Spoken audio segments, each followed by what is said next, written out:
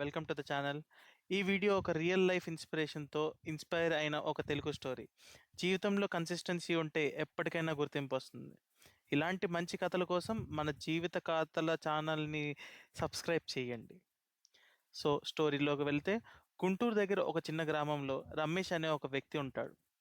ప్రతిరోజు పొద్దున్నే 5 గంటలకి గ్రామం నిద్రపోతుండగా రమేష్ సైలెంట్‌గా బయటికి వెళ్ళిపోయాడు. గ్రామంలో వాళ్ళు అనుకునేవాళ్ళు ఈ వ్యక్తికి రోజు పని లేకుండా వెళ్ళిపోతున్నాడని. కానీ నిజం ఏమిటంటే రమేష్ దగ్గర జాబ్ లేదు, భూమి లేదు, డబ్బులు లేవు. అయినా కూడా ప్రతిరోజు బస్ స్టాప్‌ని క్లీన్ చేసేవాడు ఫ్రీగా. ఒకరోజు ఒకరు అడిగారు, "ఎందుకు ఈ పని చేస్తున్నాం? ఏం లాభం?"